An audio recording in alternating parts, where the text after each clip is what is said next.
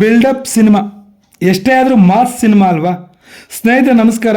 ಮೆಜೆಸ್ಟಿಕ್ನಲ್ಲಿ Kapali theatre ಜಾಗದಲ್ಲಿ AMB cinema hall ಪ್ರಾರಂಭ ಆಗಿರೋ ವಿಚಾರ ನಿಮಗೆಲ್ಲ ಗೊತ್ತೇ ಇದೆ. ಆದರೆ ಈ ಮಾಲ್ನಲ್ಲಿ ಫಸ್ಟ್ ರಿಲೀಸ್ ಆದ ಸಿನಿಮಾ ಯಾವ್ದು ಗೊತ್ತಾ? ನಮ್ಮ ಕನ್ನಡ ಸಿನಿಮಾ, ಅದು ಸೂರ್ಯ ದ ಪವರ್ ಆಫ್ ಲವ್. ಈ ಸಿನಿಮಾ ಇವತ್ತು ನೋಡ್ಕೊಂಡು ಬಂದೆ, ಚೆನ್ನಾಗಿದೆ. ಈ ಸಿನಿಮಾದಲ್ಲಿ ತುಂಬ ದೊಡ್ಡ ದೊಡ್ಡ ಕಲಾವಿದರೆಲ್ಲ ಆ್ಯಕ್ಟ್ ಮಾಡಿದ್ದಾರೆ. ಹೀರೋ ಹೀರೋಯಿನ್ ಮಾತ್ರ ಹೊಸಬ್ರು.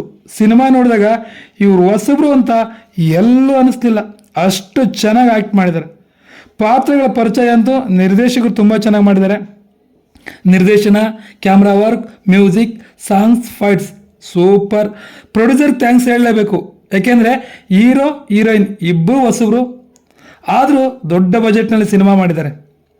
ಸಿನಿಮಾದ ಕಥೆಯಲ್ಲಿ ಹೊಸತನ ಅಂತ ಏನೂ ಇಲ್ಲ, ಆದರೆ ಸಿನಿಮಾದ ಉಳಿದೆಲ್ಲ ಕೆಲಸಗಳು ಚೆನ್ನಾಗಿರೋದ್ರಿಂದ ಸಿನಿಮಾ ಎಲ್ಲೂ ಬೋರ್ ಹೊಡೆಯಲ್ಲ.